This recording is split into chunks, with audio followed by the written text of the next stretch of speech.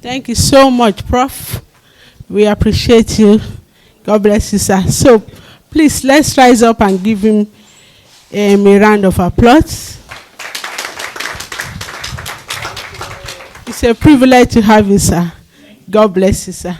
So, we'll be going over to our next session, which is our panel discussion. And we'll have two great leaders that will be on the panel. And it will be anchored by Mr. Yemi Olaiwola, our great anchor. So I'll be inviting over to the table here Dr. Ajiboye. Okay. And then Pastor Sanusi. Please come over to. Then Mr. Yemi Olaiwola. So we'll be having 30 minutes discussion, and the floor will also be opened for you to ask questions. Please don't hold back. Ask questions. Thank you. Good afternoon, our wonderful emerging leaders. It is sharing that we are gathered here again to be catalyzed. And the catalyzing continues until we have become. So we keep becoming until we get there. So today, without much ado, we have great men with wide experience, and I mean global experience, when it comes to leadership. And it is something they have seen, they have witnessed, they have touched, they have experienced. They are going to be sharing with us from their wealth of knowledge and experiences in the field of leadership. And we stand to gain a lot. So a little introduction of them that's been done, while the class was on. And let me quickly say this. To my right side is a man called Dr. Dare Ajiboye.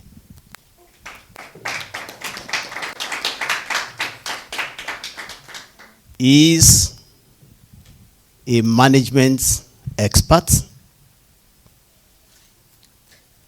HR strategist, generalist, I would say. He is a marketing strategist as well, and a model of biblical inclined value of what you call corporate governance, at least to what we can witness and can say. So I won't go beyond that. He is a member of several professional bodies. And today, by virtue of his HR exposure and expertise, he goes around the world to facilitate and guide people how to do it right.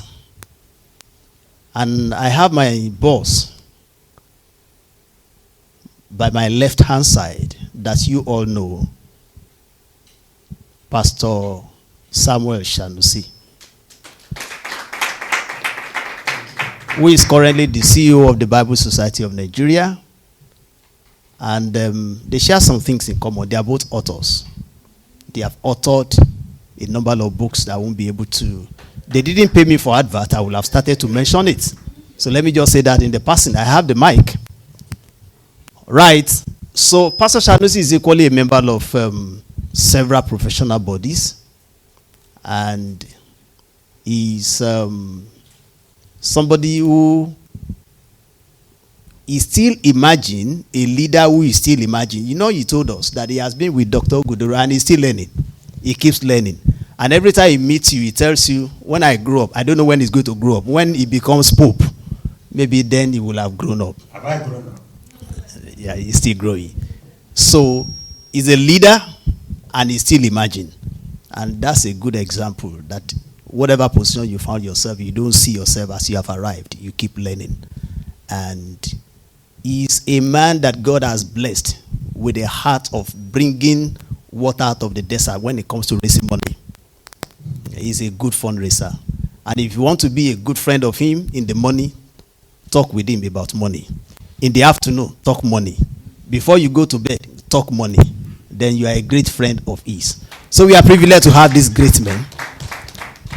And if there's anything they want to say about themselves, just within 30 seconds before we set the ball rolling and we begin to ask some few questions. Dr. Ajiboye, you want us to know one or two things about you? I'm married to Grace. Great. I have 3 kids. 3 kids. Thank you, sir. You know I didn't tell you about that. Anyway, if he says, I love money, he said it at over lunch. And I said, 2 people made me so, Dr. Ajiboye and Dr. Fred. Because when I joined Bible Society, they say my nickname was Chief Beggar.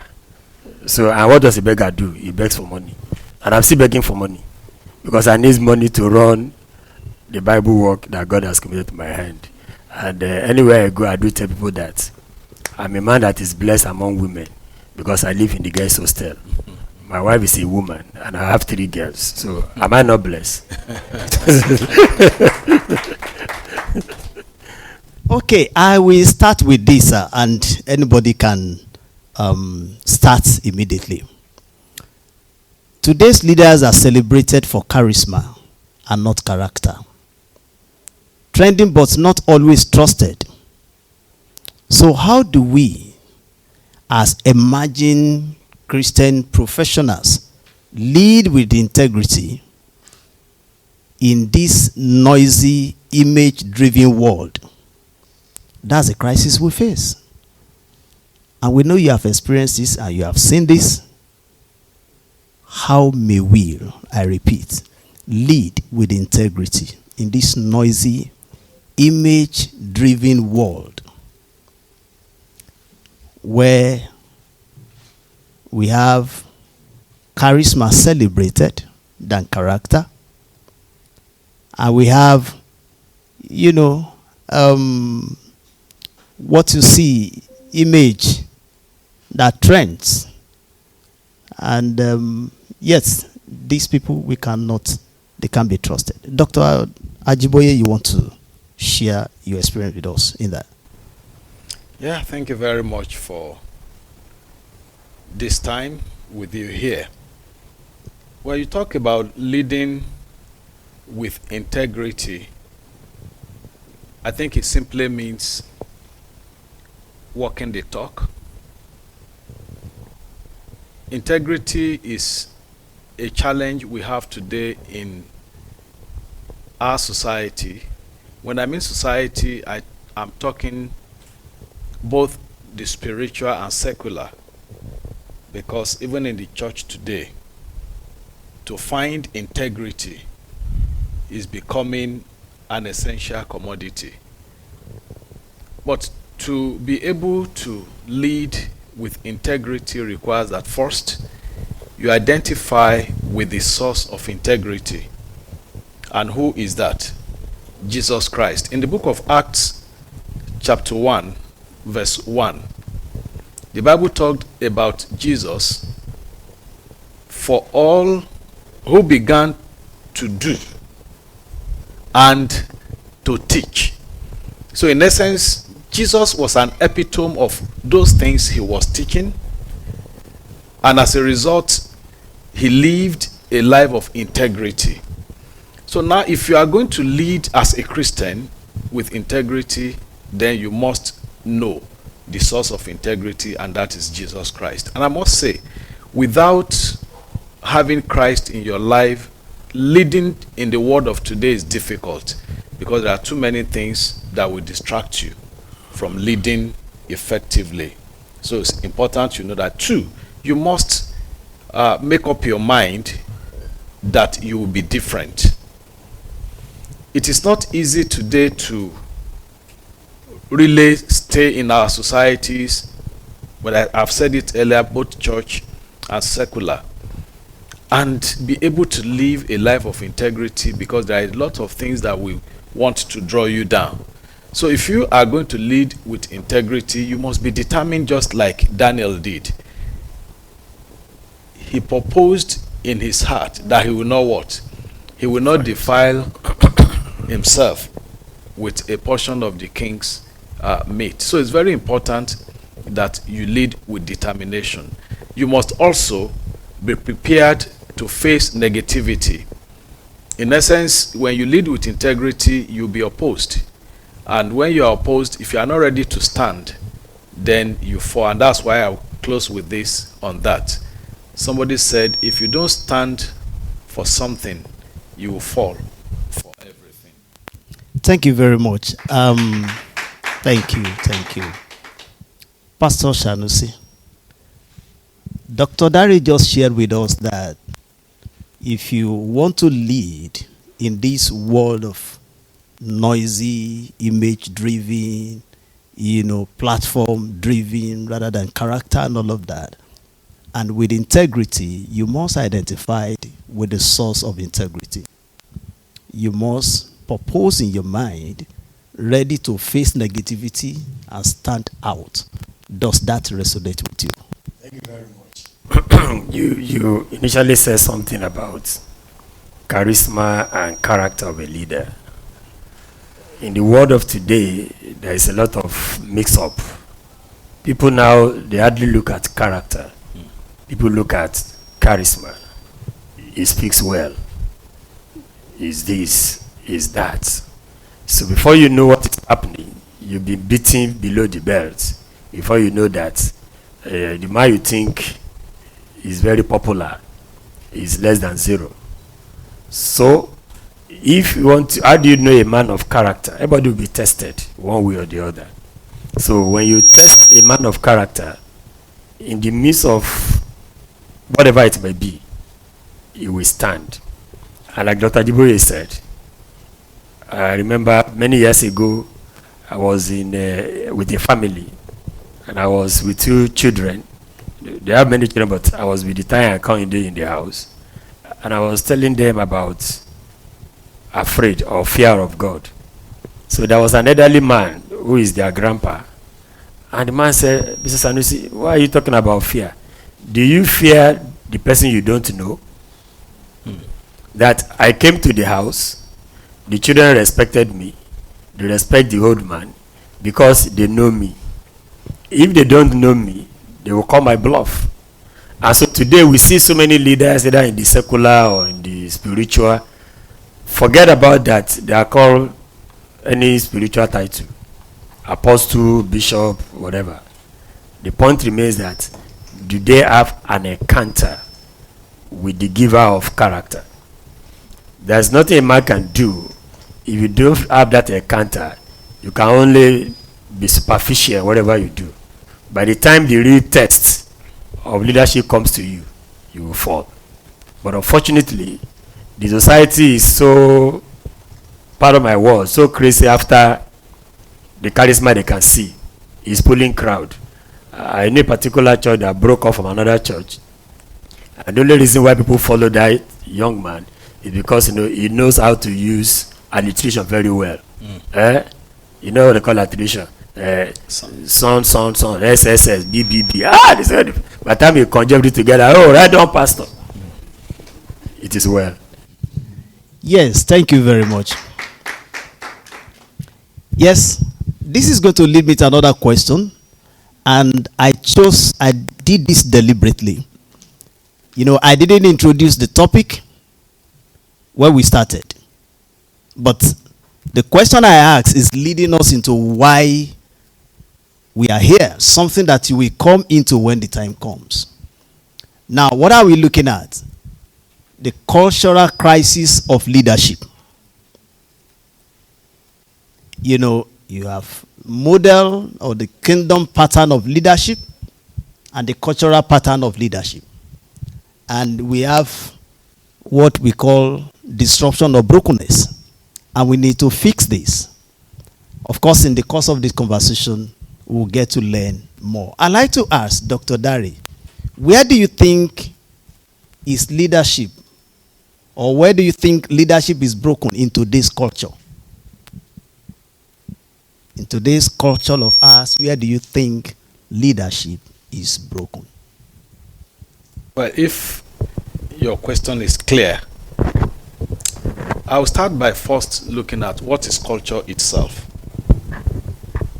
Culture is a common or shared belief, value, practices, or physical substances which could be tangible or intangible.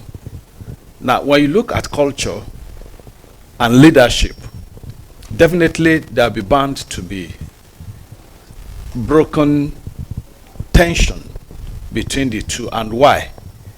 As a leader, you lead crop of people from different cultural background, and as a result, there is tendency that you either balance or break. And in that case, you have challenges as a leader. Well, when we talk about cultural orientations, there are different types of orientations. We have the power distance, we have the individualism and the collectivism. We have both the spiritual, the secular, among others. Now, when you don't know where to stand, and you are in the diversity of this multiplicity of orientation of culture, then leadership will break. But you don't need to break. All you need to do is to learn how to be flexible enough to know what to stand for at all points in time. And when that happens, the issue of breaking might not occur, but rather you are going to help people to adjust to the right standard of leadership in a context of culture diversity. Thank you very much. Before I go to Pastor Sanusi, your answer will lead me somewhere. Brokenness in culture, diversity of culture, and the people you are leading from different experiences and exposure and all of that. And you find a way of balancing to achieve your goal. Now, you have experienced this, whether in your various capacity as a leader of organization, global leader of dimension of bodies and all of that. How were you able to navigate your way and yet achieve your goal within the context of the challenges you just mentioned? Different people from different cultural orientation and perspective, and yet achieve your aim. Yes, what God has helped me to do is, one, making choices determinedly. In the course of my career before becoming a pastor, I've always made up my mind where to stay. In essence, it wasn't money attracting me to take a job. If I know that money is good, but it's likely going to affect my person, then I will not take such a job. But when I take a job, it means I have to learn how to align my values, or let me say my cultural understanding, with the environment which I serve. Two, I've tried always when I get to an environment to influence that environment by establishing standards and policies. If you check my career growth, from being an officer in HR to becoming the CEO, I've not been very lucky to get to an environment and find it defined by policies and standards. It's like I have to build. So any environment I've gotten to, I have to find a way of establishing the standards that will bring the right culture into that environment and ensure that I facilitate mindset shift. This is not always easy as a leader. If those of you who are young in Bible Society will not understand this, but those who have stayed long will understand that my name was everywhere, not for being a nice man, but for being a difficult man who was making difficult changes. So if you check that out, it's not usually going to give you a good name. So with that, I was able to establish standards, just to make it brief, facilitate mindset shift, and ensuring that I enforce the standards that we align with godly culture and practices, and also keep learning to be responsive in such environment. Like you said earlier when you were talking about Pastor Sanusi, we are all still learning, and as a leader sometimes you think a decision is right, but when you listen to the people you lead, you will understand that what you are trying to do might not be the very best way to go about it. But however, these are the ways I've survived in those environments, understanding what I want to do, creating standards and policies, facilitating mindset shift, and ensuring people abide by those standards and policies that will engender godly culture. I do not envy you. What's a difficult job? You want to facilitate a change of culture, if possible, and then encourage people to go by those right culture you are trying to put together, and ensure that they make something out of it and it comes to stay. Thank you. Pastor Sanusi, you are a PR professional, a certified stockbroker, and you have met with maybe the timber and caliber when it comes to resources of this world when you were operating in the corporate world. You are still in the corporate world, but more directed to the kingdom business now. I'd like to ask, how were you able to succeed and still succeeding, operating in such a culturally pluralistic environment, diverse environment, with different experience orientations, their goals and their value system, operating in the secular environment and then being able to stand out as a kingdom-driven leader? As against Dr. Dari's experience, or what God has endowed him to do, in my case, whenever I got an environment, you hardly know that I can talk. I'll be dumb. I'll be washing. So I don't want you to come and tell me that man is wicked or that man is nice. I'm not your friend. You can take me 1 year. I will learn what is at stake here. But once I got the necessary thing, then I know where to align. But one thing, like we said in the first question, was that some people, they may say he's not being born again, he's not being a child of God, but they may call it resolution or personal discipline, that this is my person and you cannot change me.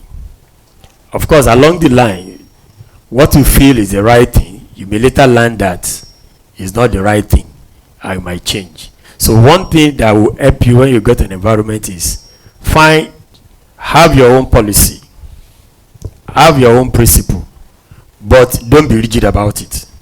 Because what you hold to be the best, by the time you listen to one or two other opinions, you find out, oh, I've been holding a wrong opinion. I'll give you an example. Now, he asked about secular, when I was in the secular world. If I have grown up coming to the secular world with what my background was, first, as a fanatical Muslim. Secondly, when I gave my life to Christ, I'm attending a church, I'm still attending the church now, where we believe in jejely. You understand? So don't do anything. To the extent that I was living with a cousin of mine when he's celebrating his birthday, January 27, because I wouldn't want to greet him happy birthday. I won't be at home. I'll just run away. Why? Because some of the culture or orientation I grew up with, number one, even as a Muslim or because of poor background, nobody ever celebrated my birthday. So my mommy was there to say birthday, so I'm not used to doing birthday. And I got to a church where they will say birthday celebration is unbiblical. So if you now want to do your birthday, I'll tell you, I won't greet happy birthday, because greeting happy birthday is a sin, according to. But now you come to a secular environment. Some will call it compromise, but it's not compromise. It's a matter of, the Bible says, I think Paul Apostle, when I was a child, I behaved like a child. The way you grow up, you do what? You deal away with childish things. So some of those oriented, they just tell you something, you take it hook, line, and sinker. You have not subjected it to your any empirical evidence or even biblical thing. Yourself, we are so much unlike the Berean Christian, who after they had something, they will go back and study and know that, okay, this thing is actually so. So somebody has told you this is wrong, and you believe it is wrong, and you hold on to that. Now, how would that have helped me when I now come to a secular environment? Now, he said, I love money, but don't mind him. He loves more than me. Because my job has to do with, right from the time I joined the secular environment, after I left classroom, I've been dealing with money. As an insurance person, what am I looking for? Money. As a stockbroker, what am I looking for? Money. Then when I go to Bible Society, they say my job is church and public relations. And one of the core things I have to do is to resource mobilization for the society to grow. So why will I not like money? Now, and I want to greet Dr. Dari, who I'm prospecting as a donor, or Dr. Gudoro, who I want him to become a member of Bible Society of Nigeria. And I know his birthday is February, and I say I won't greet him for the February. How do I make him my friend? Or Dr. Dari say, I'm 50 today and I want to celebrate my birthday. Bible Society come, and GS will say, I don't have time.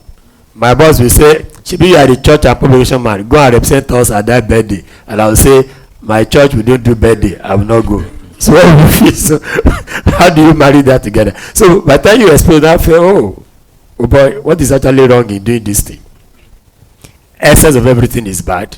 Some people will do birthday and kill everything and destroy. But the same Bible says, teach us to number our days, that we may apply our heart unto wisdom. So if you apply your heart unto wisdom and you're celebrating birthday, do you celebrate birthday and cut somebody's head? Or as the Bible told you, if you don't celebrate your birthday, you will go to hell. Or if you celebrate, you will not go to hell. So moderation. If I'm celebrating my birthday, I've been here, I've done birthday. Now them know say I do birthday, me I don't know. And to me, whether it's Christmas or New Year or Easter period, every day is every day. And that culture has, thank God my daughter is here. They know that in our family, we don't do Christmas party. No Christmas clothes. But when they need clothes, if it is in September and there is money, we buy.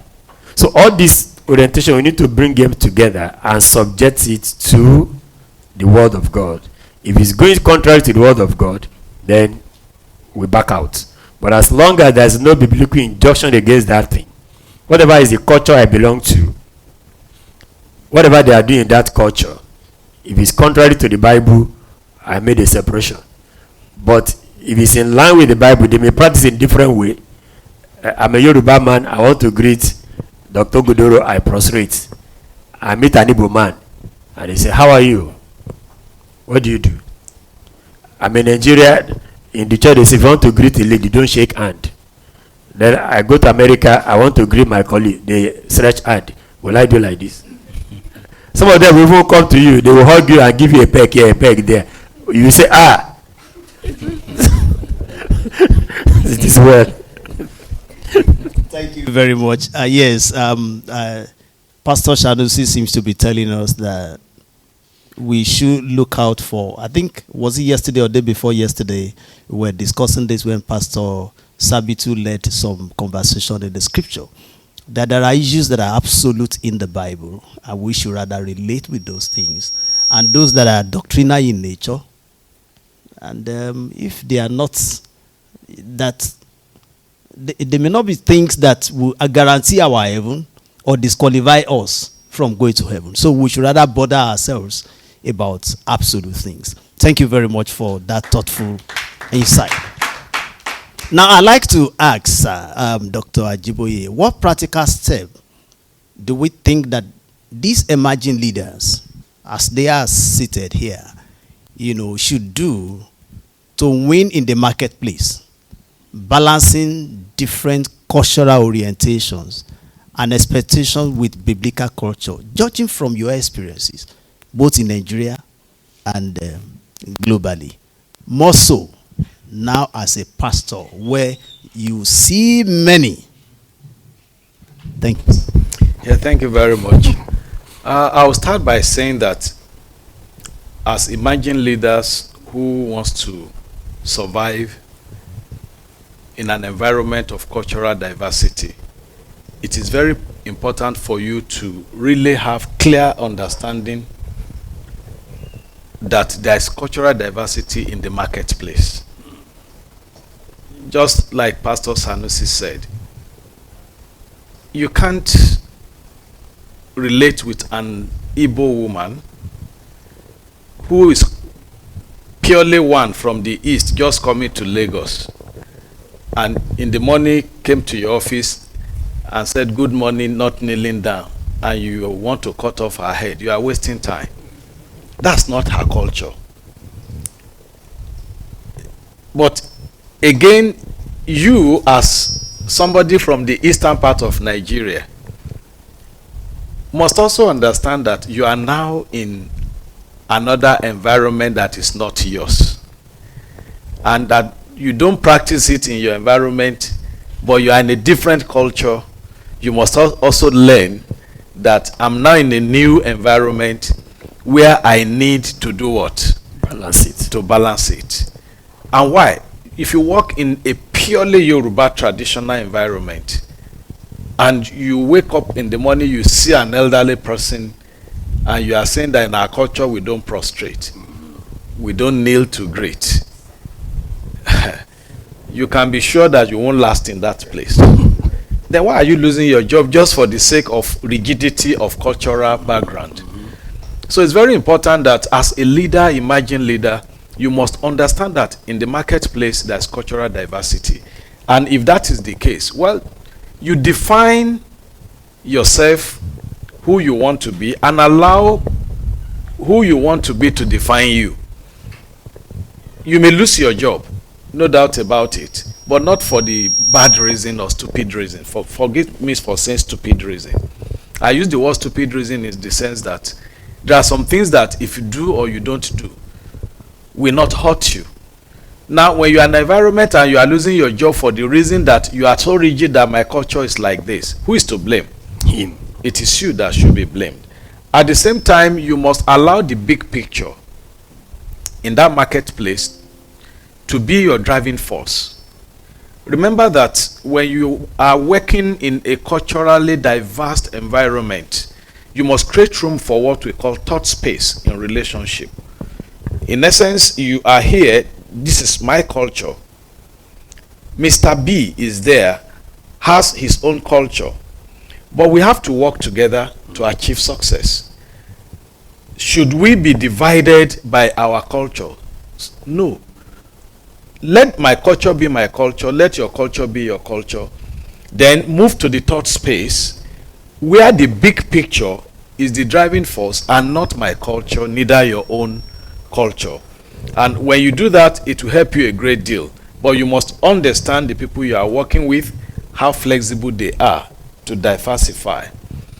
Again, as a Christian leader, you must set boundaries even in flexibility. you cannot say because you want to keep your job, there are jobs you can lose because it contravenes your Christian values. And you won't say because you don't want to lose your job, you compromise on that ground.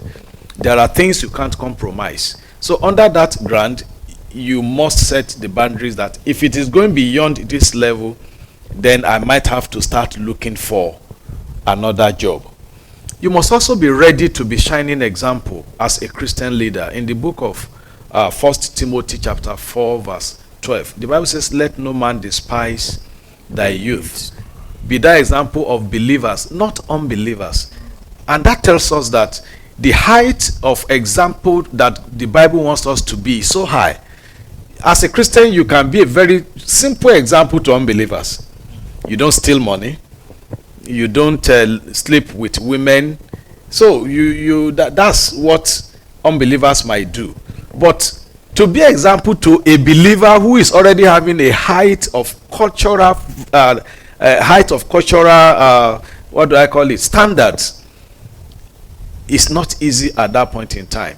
So when you work in a diverse environment, you must be ready to be an example. I think our last facilitator was talking about the incarnation of Christ. And in such environment too, you bring such to bear in an environment where you find yourself and you discover that there is diversity of culture here. As far as you do not break your Christian standard, then you can bring yourself to bear in such an environment without hurting. And you must remember that at the end of the day, you are going to give account of everything you are doing. And if that rings bell in your heart, I want to tell you as a leader, you will know how to keep yourself pure and do the right thing no matter how diverse the environment is in culture. Thank you. That's quite inspiring. Yes, sorry, moderator. If I may just add one thing to what Doctor said. Yeah. He said you can lose your job, or you may not even get the job. I remember those days before I joined Bible Society, when after the meltdown, so particularly when you are in a challenging situation, so many thoughts, so many advice will come to you. At that time, God is trying to test you. God does not tempt, but He tests. Temptation is God wants you, the devil wants you to, but test is that God wants to see your level of commitment. So many ideas came. So at this level, I was in dire need of another job because I've tried other things to do after the meltdown. None of them was working. Rather, I kept losing money. I got to this office. They said they are looking for something, and the question they asked me first is that this is where we are. This is what we do. What is your opinion about it? And I told them, if I can't beat you, I quit you. So if I can't change you, then it's not only your job that is available. So I always get another one. So I won't join you at all if that is the way you do things here. And they never call me back. And I didn't bother. So sometimes your faith will reach that level. Some people will show you beforehand, and some will show you when you come in. But before you spend 6 months in an organization, you should know what kind of environment you are in. If it's a toxic one that is ready to destroy you, or something you think you can change. The question I want to ask Dr. Dare was, all those policies he was changing when he was there, people don't like. We have been talking about Nigeria. Everybody wants change. But who is ready to change? It was one of the things discussed with the facilitator. It's something I kept saying to people.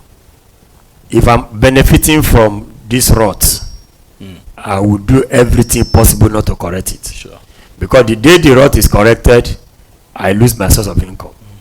And until I'm ready to get my wealth, my riches the right way, then the corruption will continue. So when you come to an environment as a leader, you must study. But the challenge the devil will give you is that then you never suffer, you will suffer. And then if you're afraid of being suffered, then you will never enjoy. And as I tell young people, if you want to be on your comfort zone, then forget about becoming somebody. Sure. Thank you very much. Thank you.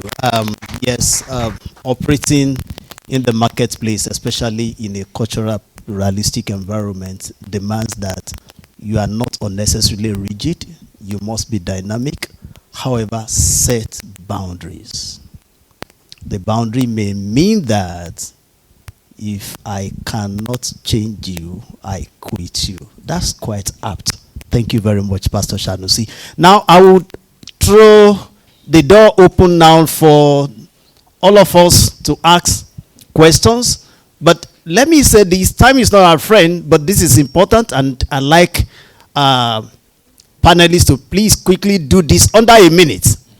Now, in the course of your journey of leadership, Pastor Sanusi, and in the course of your journey around the globe as leader, Dr. Daria Ajiboye, please, have you seen charisma elevated over character or platform over purpose? If the answer is yes, how were you able to either change, correct, modify to accomplish your aim? And what may we do given your experience in our current dispensation?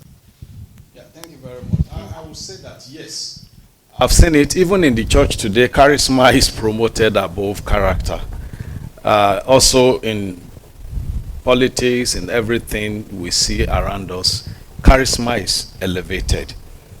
But as a person, I have 3 approaches. Just like he has said, the first one is avoidance approach. If I know that in this environment what is promoted is not what is right, I avoid that environment as much as possible. 2, the coping approach.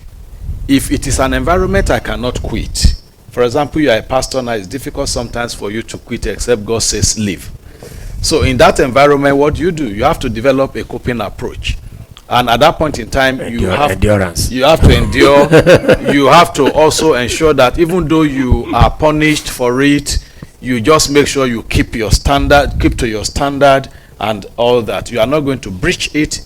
Daniel did not breach it. Shadrach, Meshach, and Abednego did not breach it, but they suffered for it. But at the end of the day, it turned to promotion. And lastly, is the curative approach. Let me tell you this, as Christians, if truly you know your onions and you are worth your salt, I want to tell you that God has put you in any place to find yourself to bring about change. You are a change agent.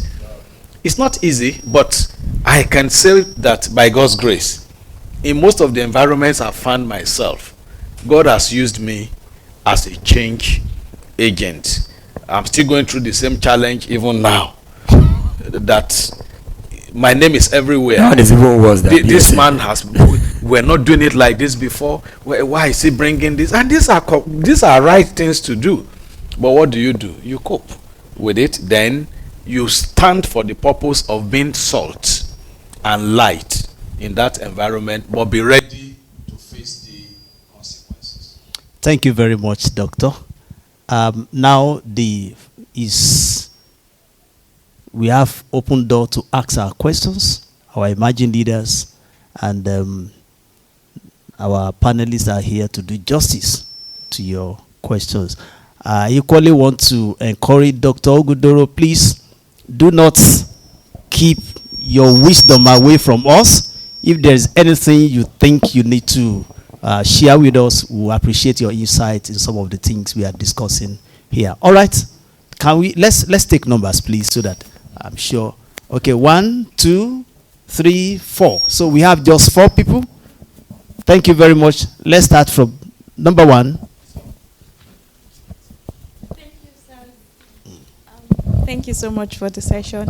My question is, although you have partly approached it, but I just want to ask that, how do you get to that point where you don't care whatever happens? Because I was speaking with a friend, and then she was talking to me about a lecturer that they wanted to carry out a research, and the research is actually a big problem actually, and if there is solution to it, at least it will cause many people to live well to some extent. So, and then she now said that when the lecturers got to the point where they are supposed to carry out the survey, that the people told them that, does he have wife and children? does he want the wife and the children to go for this research? That if he does not want them, he should better stop that research, because that is where they get their own source of income.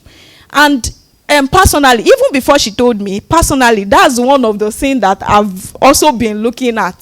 So, and then when she now said that kind of thing, I was like, if somebody that is even older than me, in profession and everything, if they can threaten that kind of person like this, definitely is something that is really a big problem. And checking the life of Josiah, I remember that we talked about Josiah in the first session. We saw that he did a national reformation. It wasn't easy. But how will somebody get to that point where you had that big courage? Or is there something as big courage? I don't know. Where you become so courageous that whether your family goes for it, whether your life goes for it, because for God to have opened your eyes to it, he probably wanted you to do something. Because there are many people around that place, they are not seeing the problem that you are seeing. So I just believe that sometimes when God opens our eyes to see a particular problem, it is because he wants you to do it. Because other persons are not talking about it. Thank you, my sister. I think the point is made. Okay. So let's, Dr. Dari, you want to be at the card? Thank you very much. I would say the route to be successful, they are not the same. I mean, in line with your question, some people have the opportunity to grow in an environment where values have been built into them from childhood. So such people, as they are growing up, when they are faced with difficult situations, they are able to cope because the shock absorber has been built. But somebody who has grown up in a bread and butter environment, we find it difficult to cope at such situations because he has to start learning. But both sides still have to do with developing into it, in essence learning it. And if you are a Christian of a truth, you get to a level where the purpose of God is your purpose. Whatever will happen, you no longer care. Job said, even though he kills me, I will still trust him. So when you get to a level in Christendom and in leadership, even some people who are not Christians, atheists, when they want a change, they go for it. They don't care if it will cost them their life. How many of us do watch documentaries? If you watch documentaries, sometimes I watched one and a man was going with a lady to lions. The man has been trained, but the lady was following for the first time. And so the man was cautioning the lady, relax, don't move, don't do this, don't do. But within me, I was wondering, what gave this man this boldness to go and approach lion? And at the end of the day, was able to calm the lion down, touch the lion, and later they left. To the point that the lion sniffed around them, and the lion didn't hurt them. So it simply means that if as a leader, if there are things we must learn to do, of course you will see what I've said: patience, carefulness, endurance, determination, focus. Because as he was doing it, he was not looking back. As he was doing it, he kept, even when he was talking with the lady, he's talking but not shifting his focus from the lion. And that tells you that he wants to know the reaction of the lion at every point in time. So the point you get to for that is that you are ready to pay the supreme price. And when you get to that level, nothing moves you again. And like you said, God allows you to see it because he wants to bring about a change. But now at this point, that's where some of us will say, how can I die for the sin of Nigeria? But the truth is, if nobody will die for the sin of Nigeria, it means nobody can bring the change we are looking for. A leader who will change this country, I'm telling you today, must be a leader who is not going to be thinking about second term. And let me tell you, if he does it well in the first term, he will get the second term. But unfortunately, they are not ready to risk it. So and you see everybody dancing to the tune of everybody. So as a leader, make up your mind that whatever happens here, I'll go for it. It may lead to Thank you very much. Before I go to the second person, Pastor Sanusi, Dr. Dari just mentioned something now that for you to survive in that kind of environment, there are two approaches. We have some set of people that have been so values that have been inbuilt in them right from, yes, Genesis. So they are able to withstand whatever kind of pressure that comes their way. What do you see as a challenge for these emerging leaders to have a crop of people, whether their own biological children or people that God may bring to their space of influence, to impute in them the kind of value that will make such leaders tomorrow to be able to pronounce that if I die, I die? Thank you very much. Unfortunately, our world is a very challenging world, and we have created an environment of fear and timidity, and this cut across even the church. There are some assembly you go to, if you see cockroach in this environment now, you will run away. So rather than building our confidence, they rather erode our confidence. I did something in the morning while I was making the opening remark. Yoruba, they say, Molewaku. I cannot come and die. Then you are not ready to be contesting for the stool of your father's house. So which means leadership goes with it, a price to be paid. To the glory of God, I work with two general secretaries before now, Dr. Odutola Afarov. But one of the lessons I learned from him is this place you have today that you call Bible Guest House. This part of the place used to be an orchard where they plant banana and all those things.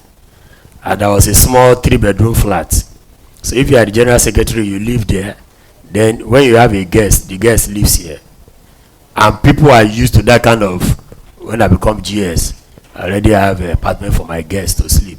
And somebody came and turned it to family property. So, but when the man came, like you said, God showed him a vision. And he decided to go with the vision. Arise, clean, and build. So this place was taken away from being a personal property of the general secretary to a place that can bring money and income to the entire society. Do you think that person will be very popular? Good. That's like telling you, you know, you want to change, I will show you. He has his own story to tell you. As small as I'm just 4 years this month, is it with board that you have to take a shot to the board and say, this is where we are going? And they will just say go. So we have taken a shot that has seen so many board members who are supposed to be my boss leaving the scene because we took a decision. Then I will tell you, it was that small boy.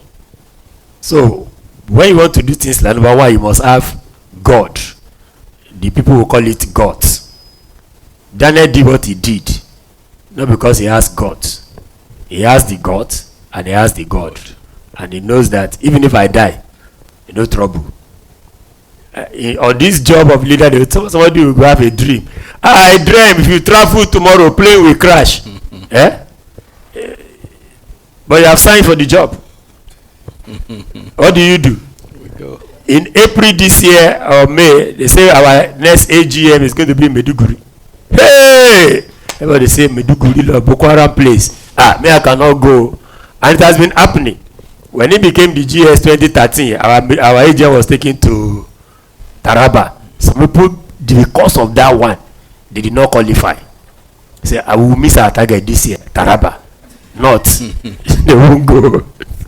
So when it became my own, this is I have to talk of Meduguri, Boko Haram place. So if everybody is afraid, should I be afraid? But all these guys say, let's go there. We have gone, we have come back. So in leadership, you know that there's a sacrifice to be paid. But if God has called you there, he knows how to back you up. If backing you up means that you die while you are doing it, just ensure that you die in Christ and you go for your reward. But if you are afraid to make a change because they will kill me, why will you not die? Doctor said it in the morning. In advance, what we all want to run away today. Somebody has only one child, and that child sees a potential in doing something good for this country. They will release the child, let the child. If he dies in doing that, everybody will come and celebrate that person. But here, only one son. Lie, I beg, sit down here. Nobody will go save Nigeria, and that is why we are where.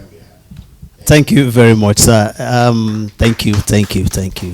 Please, once they answer any question, it's just good and courteous that we encourage them. Do you think it's easy to sit down here? Thank you very much for that. Yes, before I ask the next person this question, he says something that is very profound, that as emerging leaders, we must have God where we can develop guts. God gives you the guts. And they just look at you that, why are you doing this? Where did you get the gut from? But you got it from where? So that means on our own, we must find God. And then as many people that God is going to bring within the confines of our space, we must introduce God to them. So also our children. Let me quickly share this. In 2013, whether 2013 or early 2014 or thereabouts, Dr. Dari was already our GS. And I had to do some travels, and I was looking at my target. I was to travel to Ibadan, and I prayed in the night. I went to bed. And do you know what? Around 1 a.m., I woke up from a sleep because I dreamed a dream that I was involved in a ghastly motor accident. How I was able to come out of that wreckage, I wouldn't know. I said, what kind of dream is this? I have to go to Ibadan. If I don't go to this Ibadan and carry out my research, it will be a challenge for me. So I prayed for like 1 or 2 hours. I went to bed around 4. And so by 5, I stood up. I wasn't afraid of anything. And I boarded a vehicle at Agege. There was one that I was supposed to join. That one left. And fortunately enough for me, the one I entered, we had passengers and we filled up. Then they were working on this Ibadan, whatever expressway. Immediately after Redeem, close to interchange, there was this truck of Julius Baja. Normally, when they want to cross the main road, there will be somebody with flag, flagging down oncoming vehicles to show that, please, somebody, only God knows there was nobody that day. And this tipper was coming from this other side, and the vehicle ahead of us that I should have boarded was on top speed. This truck came out, and then there was a collision. Immediately, the 3 people in the front died there, and maybe the next seat. It was a gory sight. But fortunately, our driver was able to maneuver, so we went to park. When I came down, I couldn't even look at that side. But I heard clearly, not that I read, that was what the devil planned for you. I said, okay. Thank God. I shook a little. Then I continued my journey. When I came back, just a week or 2 after, I went to share with Dr. Ajiboye, and I said, sir, I wouldn't know whether he's able to remember. I said, this happened to me. He was just looking at me, but he didn't say anything. But my thought was that maybe this man is looking at me. But he didn't say anything. He just looked at me and said, okay, thank God. And I left. So when you have God, you develop guts. And they think you have something extraordinary. You don't have anything extraordinary but extraordinary God. So that takes me to the second person. Your question, please. Okay, thank you, sir.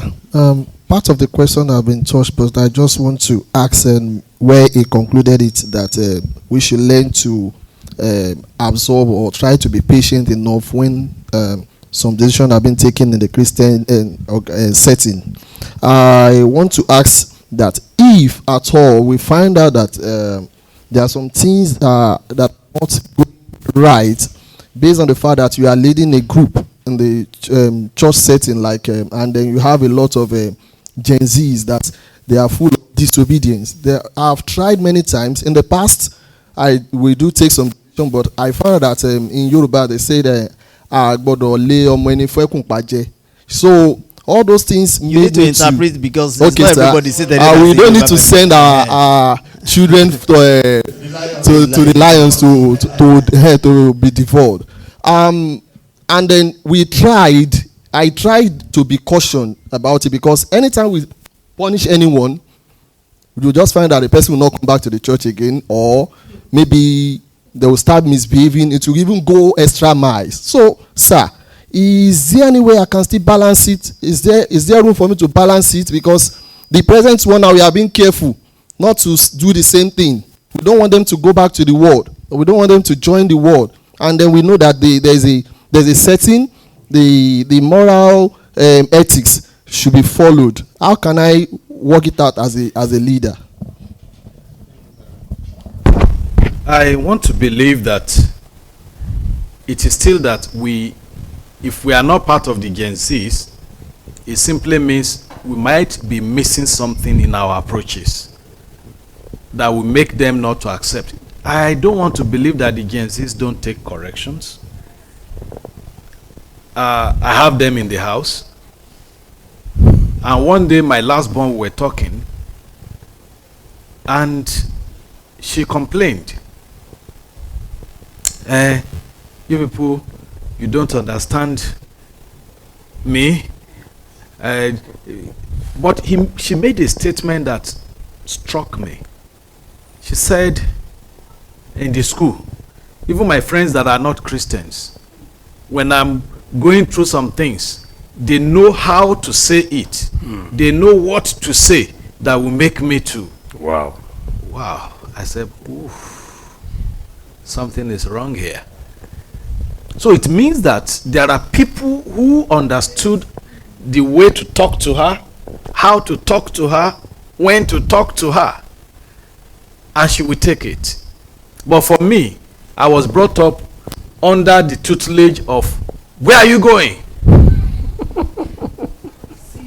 Sit down there, give you a slap, knock on the head.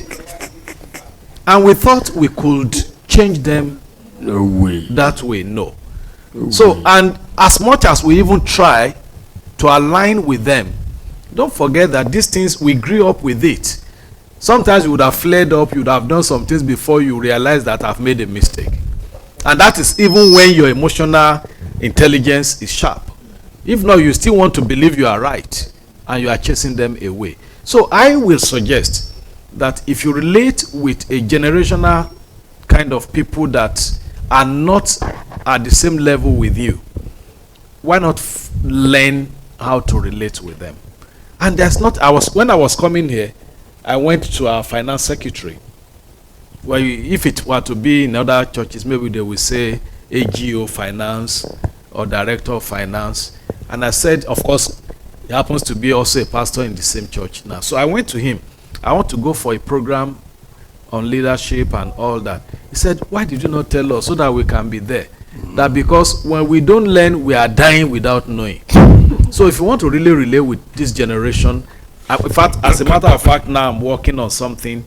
I've tried to go and pick generations from before baby boomers. Even when there was no generation. Of course, they are aware, but they were not classified. So I've tried to be compiling things about them, and I'm trying to study what are the differences. What are the things they really want? How do they want things done? You will agree with me today that if you employ somebody who is Gen Z, you can't keep them in the office the way you are keeping us. I was talking with Grace while we were going for lunch. My son is working in a very good place, but he has his own company, a digital marketing company that is doing excellently well. And I was asking him, he said, well, in our place, all you need is disclosure. You let them know you do this. And when you want to do it, you can take 1 or 2 days off. They are not going to stop you. In our own era, that is moonlighting. And we won't permit it. What they're after is, you need results. I'm giving you results. Either I'm in the office. So if you want to insist you must be in the office, you lose them. So the same thing in the church, we must understand. And funny enough, to close with that, in the church today, our youths, they know the Bible. They might not practice the Bible. But when you now come up to quote a Bible, even out of context, they know. And so when you are telling them to do some things, they know in their mind that what you are saying is not right. And that's why you have to understand them and look among those people you are leading, a Gen Z that can be your friend, who can be the influencer in the team. And I can assure you, such a person on your side will know how to relate, who to talk to, that will make everybody to comply. Thank you. Thank you so very much. Yes, I have some. I will come to those of us that are seated. I think the third and the fourth. But I have this question here and I quickly want to raise it with Dr. Dari and Pastor Sanusi. Somebody said, if you could go back, that's to Dr. Dari now, into the past and change something into the past as CEO of the Bible Society of Nigeria, what will you change and why? Yeah, what I will change is becoming a reflective leader rather than some of the ways I actually led. Even before I left Bible Society of Nigeria, I started thinking, why did I not know about coaching before, long before I left? As a live and executive coach, I've realized that there are some things you make people see without imposing, and they would see it. In fact, you make them feel guilty for doing it. Whereas when you use force, they don't feel guilty, they may just comply. So if I have that opportunity to lead in such environment again, I'll be a reflective leader by using, trying to use questions more to get people to know what they are supposed to know rather than impose it on them. Yeah, thank you, sir. Well, unfortunately, I didn't set some terms before we start this conversation. I did not bring these two panelists to come and advertise what they do. And Dr. Dari has just done that now. That is a life coach. I will send my bill. Thank you. So, Grace, please be ready to receive the fine from Dr. Dari. The advert bill. Yes, he has used my platform to advertise himself. Unfortunately, but thank you. in law, that is past consideration. Thank you very much, sir, for sharing that. All right, the second one to Pastor Sanusi.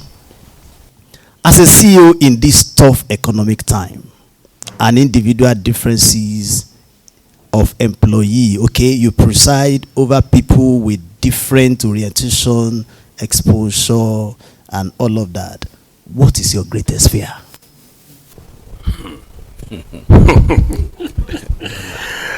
You see, for me, I would say I have no fear. But the only challenge that is happening is when I look at it, I see it around. I know I'm not the only one in it. It's the issue of the Jesse. They want to be here today, tomorrow they are off. So today, the greatest challenge I face is having to recruit every now and then. It's all about salary, but it's just about the environment. And what do? 2023, I was sharing with some people recently. We felt we have done the best. Staff were happy. Some people came to our OGS, thank you. We know the economy is hard. You did this salary review. That's good. We're happy. This, that. But they only enjoyed that one for 6 months. 6 months into 2023, somebody came and said, subsidy is gone. And trouble started. So the same salary now is a challenge. So when you need people to come and work, in fact, I did one interview recently, and the salary is an officer level interview, and the salary the person is currently earning, where she's coming from, is more than my salary. So what do I do? So that's the problem. But this time I relate with other CEOs, whether in Bible Society or other organizations. I was talking to somebody yesterday. Somebody joined an establishment 2 years ago. Within that 2 years, in his own unit, is only one man standing that remained. they employ additional 5 people. Out of the 5, in less than 3 months, 3 have gone. Because the younger generation are not willing to pass through anything called stress. They just want to sit down in the office, touch computer, and money is coming. Another challenge is, I work in an environment whereby target is the in thing. You are placed on target. And there is no organization surviving today, be it an NGO or commercial organization, they don't run with target. It may differ. But you people, you don't want somebody to say, target, you must sell 10,000 copies of Bible. If I just returned from Kano yesterday, that was the same story. Why should you give us this target? Economy is hard, we continue to blow grammar. And if you don't meet target, how will you make your own how do you meet your overhead? I came in yesterday to see a bill from this guest house. On NEPA bill alone, they gave them a bill of 4.2 million naira. So if I don't give them target, why will I pay the 4.2? It was even better. In May, they gave them 5.2. So if I'm paying this property 5 million on the average in a month, you say I should be gentle. People call me a gentleman. Though. Doctor, yeah, I'm gentle. But Dr. Yemi, am I gentle? Well, I don't know. You are as gentle as Dr. Ajiboye. Is that so? Grace, am I not gentle? Thank you, Jerry, my sister. So that is the fear. No, the fear. Did I say that is just the challenges confronting CEOs leading in this economy? It's not funny. You see, you have what do you call it? You have a regulatory authority to obey. I said it the other time. I'm here now. BSN is a non-for-profit organization. The same tax authority gives us tax clearance every year, stating it there boldly, a non-for-profit organization, CIT not apply. That is corporate income not apply. But the same tax authority has sent me a bill for 2024 that we have to pay 347 million. CIT, that's what they said every day. CIT, this one, if you don't pay promas, we calculate interest and penalty. So these are the things you are working on, whereby I conclude by saying this as a leader. If you use yesterday's method to work in today's environment, you will not be there tomorrow. So if you want to be there tomorrow, change your strategy now. Thank you. Okay, thank you very much. The writer of these, please continue to pray for Pastor Sanusi. He's not afraid, but he's challenged. And please, if you fall within the frame of Gen Zs, tell your colleagues not to run away, so that's his challenge. Thank you. So the third person, please. Okay. So thank you very much, Dr. Ajiboye and Pastor Sanusi. Thank you so much. Brother Sanusi. I had wanted to bring my own question. Thank you for the closing thoughts on Mr. Shegun's question. Because Jesse Pastor. I look at it from the cultural crisis of understanding generational gaps. And I feel that if we are not ready to shift ground, we will also lose a whole lot of people. I come from the church background. I grew up in a church, my home church, and I pastor a church that is different from my home church. And if you look at the amount of exodus we have seen in many years, is as a result of this missing understanding of generational gaps. And so the question is, as emerging leader, I'm not also asking because of now, because I believe life is in cycle. We will also grow, and then the next coming generation also will look at us and call us, you don't understand us. The same way we are finding it difficult with our parents understanding us. So how do we balance the willingness to change our approach in understanding generational gap and address the gap and ensure that we don't lose a generation? Even God, when addressing Moses, there was a generation that entered into the promised land. and there was a generation that didn't enter. God identified those generations from 20 and above. So, so I want you to look at it from the context of both the church and the marketplace. Now, what is the from beyond studying the generational gaps, what is the role, or how should we approach addressing that demography, so that we don't just, because it's becoming a conversation now, we are labeling, stereotyping, and they also are forming a gang and saying, yes, maybe they are stereotyping us, we also will have our own, so that we don't have a dicot in our approach. And then apologies, sir. In South Korea, many of the fathers that are still living now, who are Christian now, are people of Yongisho. The Gen Z now are predominantly pagan, so that we don't get to that point, because they don't know our God and they don't serve our God. So what are the walk us through it, sir, so that we can have some, and even in the workplace, what are the basic things? Because I have some people who stay with me and they see me go to work in the morning and they are just bringing their charger and laptop to charge, and they are even collecting more. And I'm looking at them, are you fine? So, sir, how do I understand the context of our parents? Even some of us, our children are calling us too old for them. So, sir, what are the compromises? Are there compromises to make? Should there be compromise? What are the things to do so that the generation can work pari passu and there is no gaps? Thank you, sir. Yeah, thank you. I was speaking at a youth convention last year, and of course I went with my family, and one of the youths asked a question. You people, and you know they are fond of it, you people, you don't want to understand us, you want to impose on us. So I listened very well. Then when I was going to respond, I said, are you aware that you Gen Zs are guilty of what you are blaming us about? And how?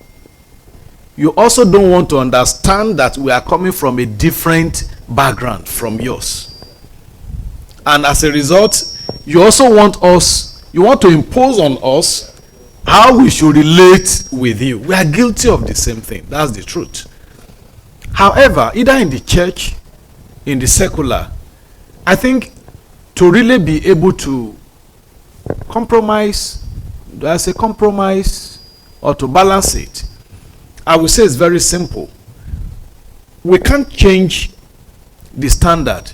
The Bible says the standard of God is sure. Now, it simply means that we are not changing the holiness standard. We are not asking you to change faith, love, holiness, and everything. But we can change our methods. Method is what we should focus on. What method? I think, was it Pastor Sanusi that said it? If you want to use the method of yesterday, even today, you might be out of business. The same thing in the church. And how do we go about it? We should not allow the gaps to lead us. We should be ahead of the gaps. And how do we do it? Let me tell you, the life is a cycle. You'll be surprised that what the Gen Zs are doing now has been done before. We might not know. Even look at our clothing. When we were young, we saw our mother's picture when they wedded. Their buba was here and their hero was here. And at a point, nobody was doing that again. But today, are they not going back to it? In fact, I saw one recently. Youth now are beginning to wear the baggies that we were wearing in those days. Even the tight one they are talking about, we were using it when we were young too.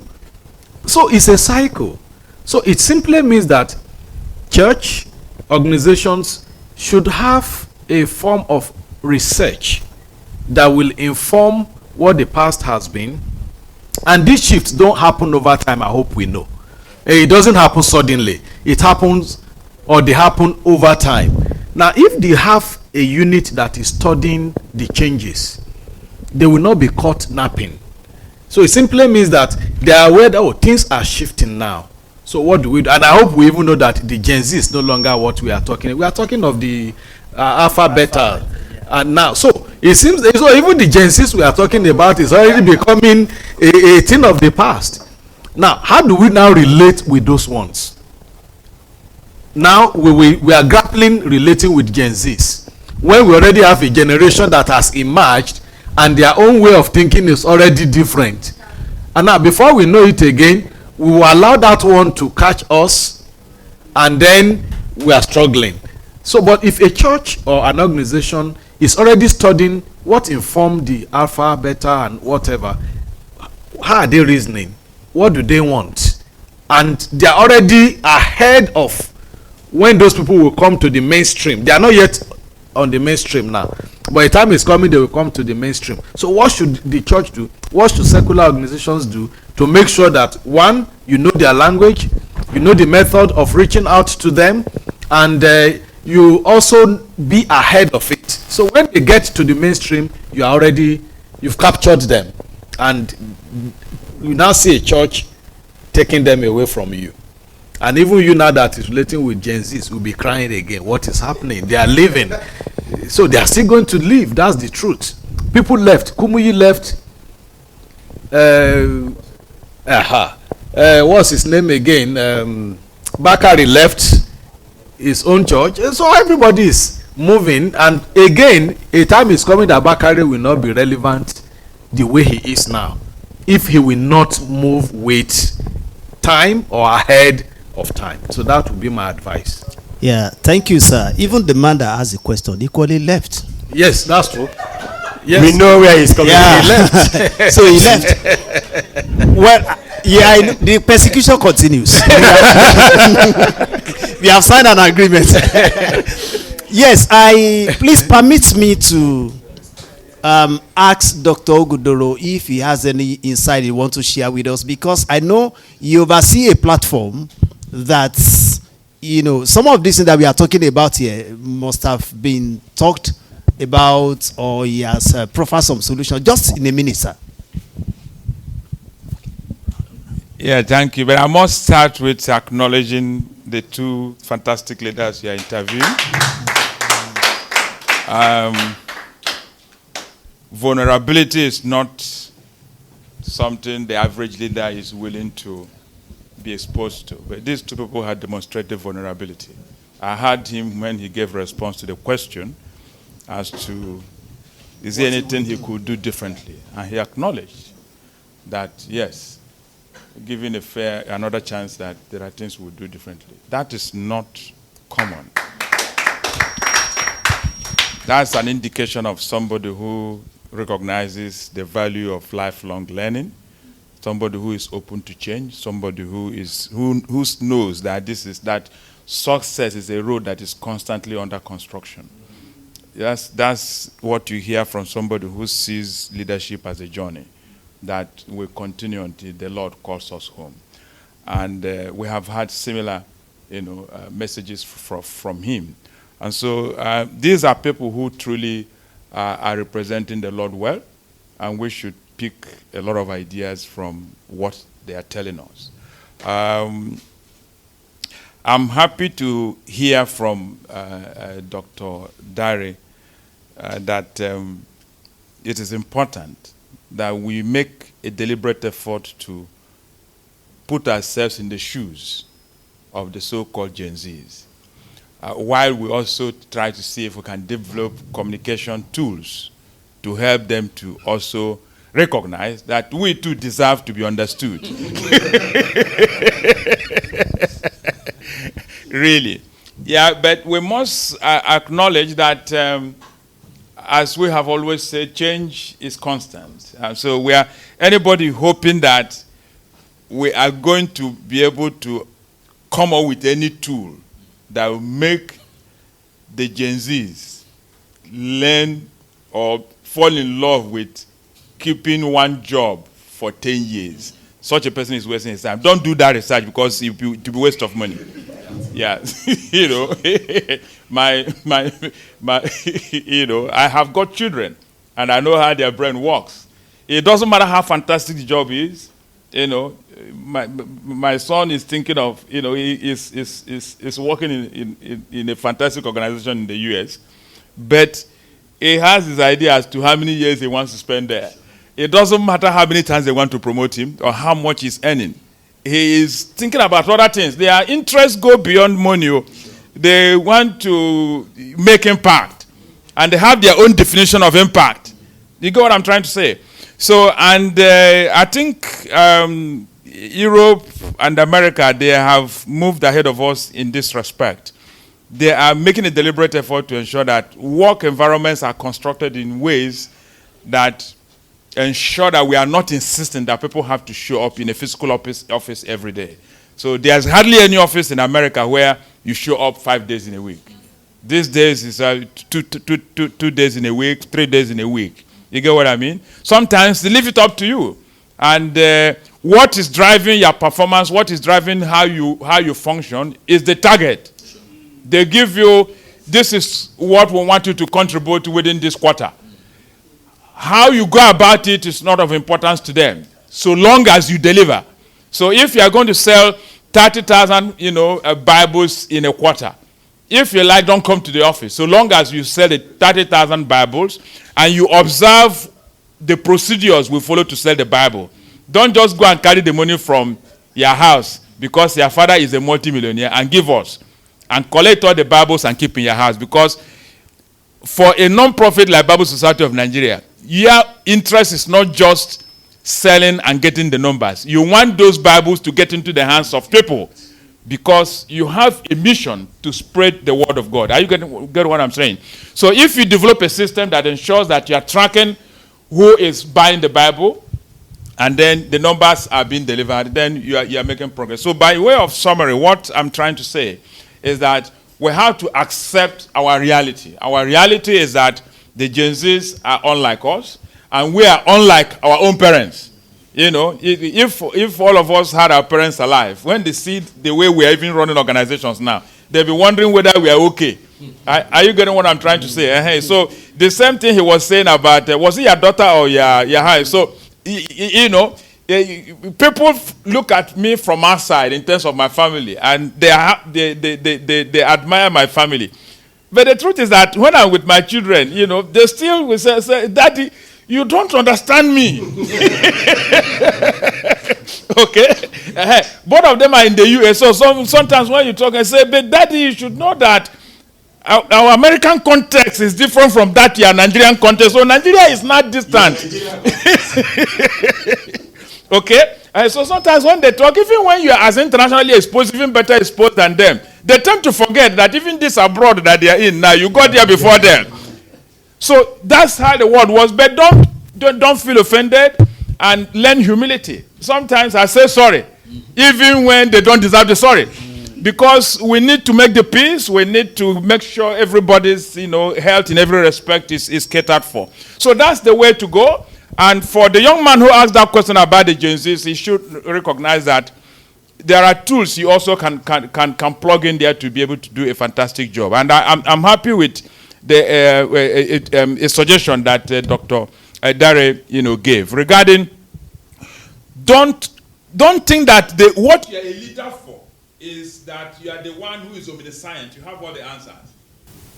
Those Gen Zs know some things we do not know with all the degrees that we have acquired. And as we have come to that knowledge now that even university professors, I was talking with a professor who retired recently from Olabisi University, Professor Abotode. Both of us were on a radio show together. When we finished, I called him and we got talking. So he was acknowledging that even with his reputation as a fantastic professor of business, that certificate is gradually becoming irrelevant. He's a professor, but he's no longer preaching certificate that people should go and do MBA. He has been teaching MBA class for many years. He no longer recommends it. He is saying people can learn what they want to learn on YouTube. Some of the things we are spending 4 years to learn in the university, you can learn in another 3 months just sitting down in your home, using MOOCs and using YouTube. So we need to make that shift. And for the young people, please recognize that They don't have to be, as old as we were when we became leaders, before they become leaders. That's right. These days, people are, my son is only 23. He's a senior development associate in a media giant in America. That type of position, for you to gain it 20 years ago, you will be age 45, 50. That's one of the challenges you have. These people cannot wait, because in these systems we are running, we say 3 years before we invite you for interview to go to assistant manager. Then you spend 3 years there before we invite you for another interview before you go to manager. He was moved from associate to senior associate in only 8 months, strictly on the basis of his performance. That's what they want. They don't want procedure.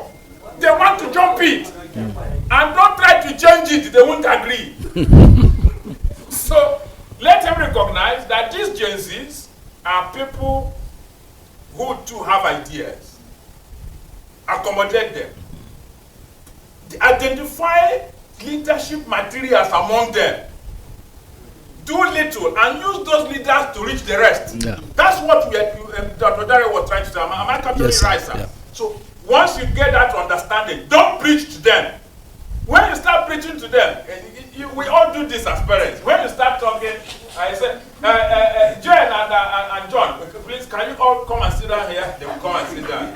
And then you start preaching. You say, we are in this family different, we're children of God, and things like that. The two of them will look at each other.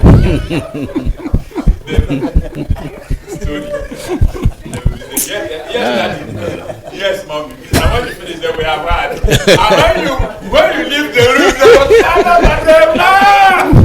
I said, Daddy, I preaching this sermon. When will you finish? And that is why when they're in secondary school, they can't wait for secondary school to end, so that they will leave home. Check the average teenager today when he's feeling jam form. Daddy prefers the university next door. Yeah. He wants to go to Kilimanjaro. This preaching is too much. Recognize it, work in line with the realities. The people who are happy in the world are people who face realities and work with those realities. Thank you. Thank you. The last person. It is on this note we are going to do the content. There's one more person. Yes, I think we are through with it. See. You still have your question? Let her ask. Let her ask.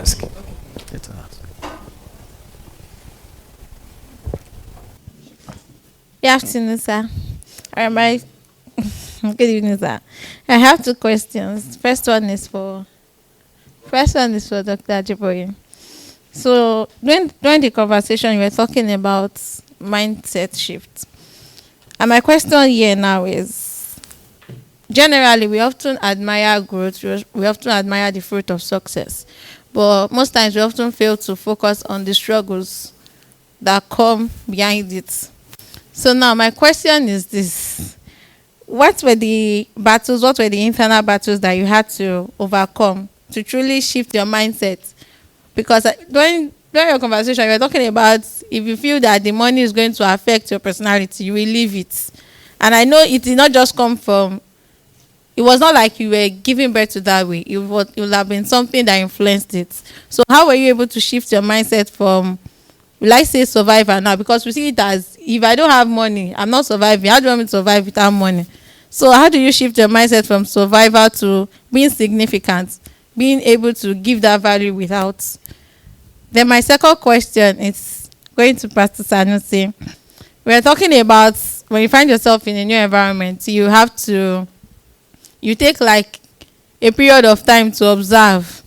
So now my question is, during this moment of observation, during these quiet seasons, how do you ensure that others don't see it as you not having value? Because when you tend to be quiet, people think you don't have anything to offer. So how do you make people see that you have something to offer, but you're just trying to observe and see, okay, this is where I can fit in, this is what I can do? Thank you very much. I think what has helped me, you said I wasn't born like that.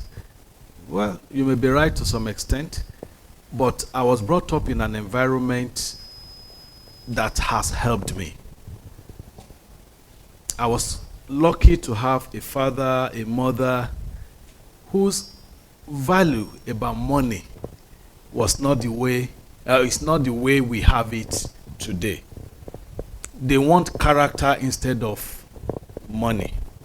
And we learned it not because they were saying it, but because they lived it.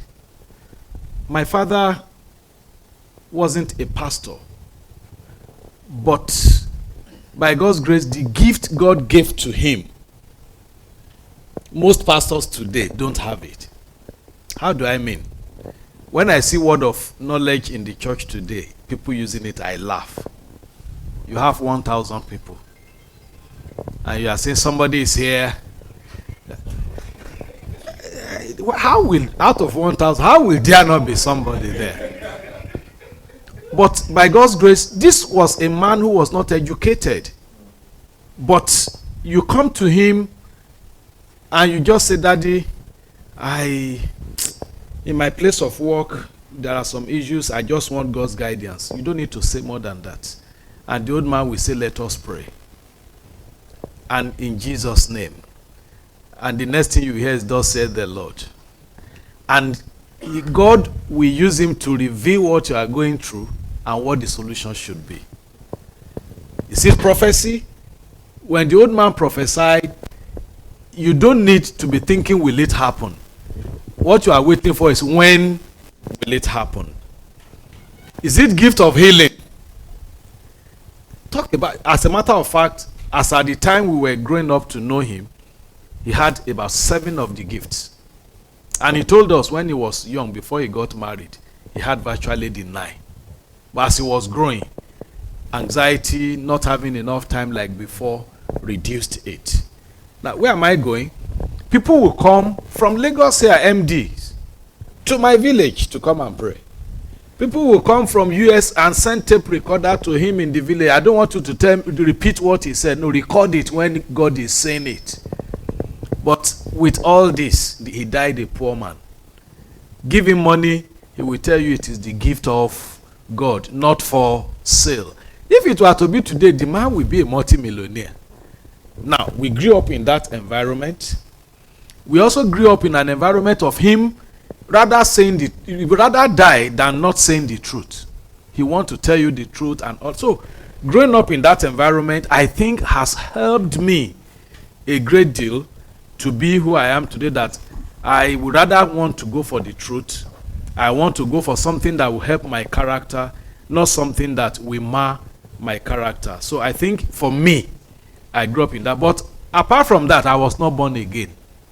Even though those values were imputed in me then, until I met Christ. So when I met Christ, of course, those good values will rather grow better than going down. And I think they can testify to it also, that money was never my driving force. Even when I was in this organization, a lot of sacrifices when it comes to money. So for me, I grew up under a tutelage of parents that helped.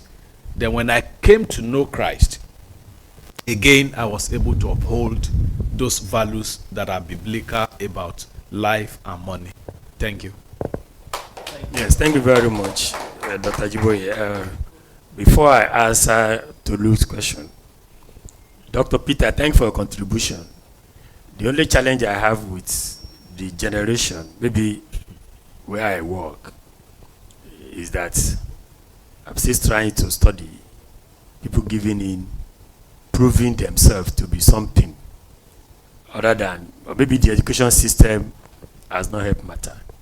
But I'm glad to tell you that in this same organization, we have somebody, 1, 2, 3, I can count, that within 1 year, somebody was employed as an assistant person, junior staff, and within a year, he got promoted. In fact, the person got promotion twice within 1 year.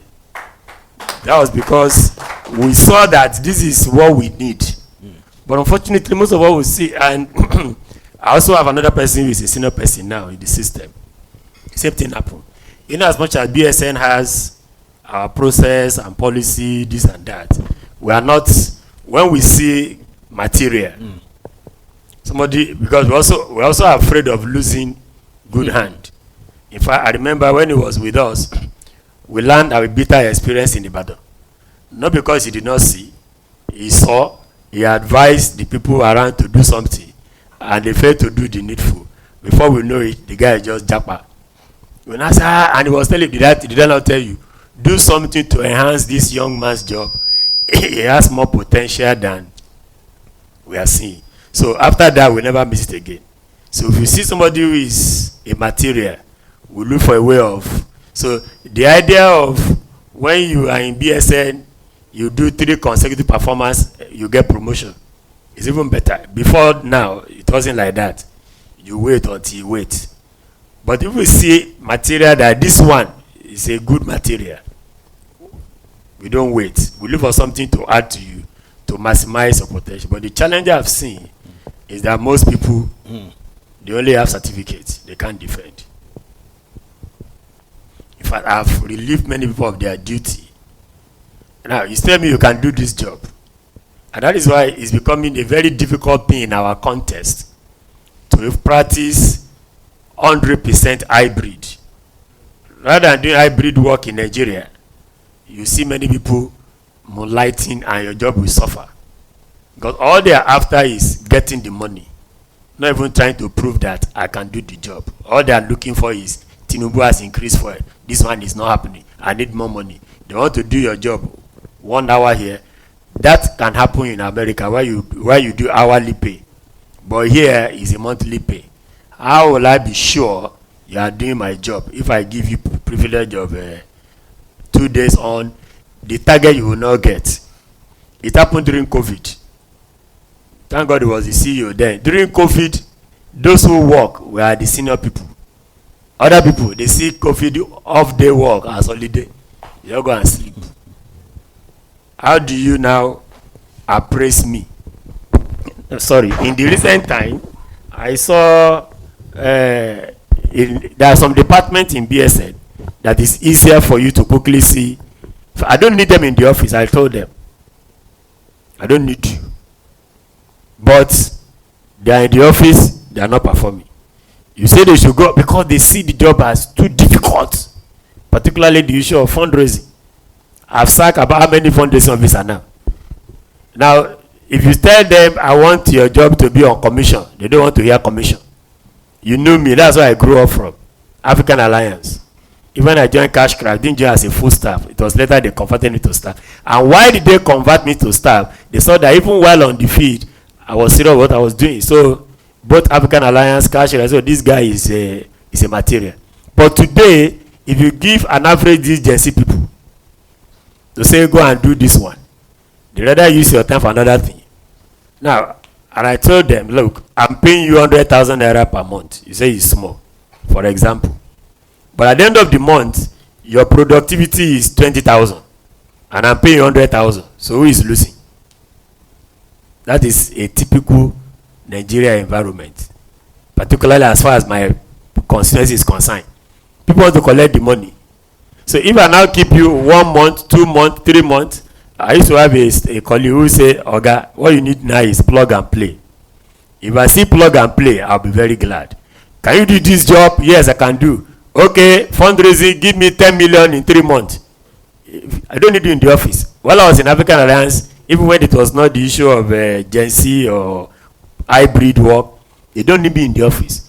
But what spoke for me was my performance. When I was in Cashcraft, they don't need me there because I was a marketer. They don't need me in the office. But they know that anytime they see me in the office, I brought money.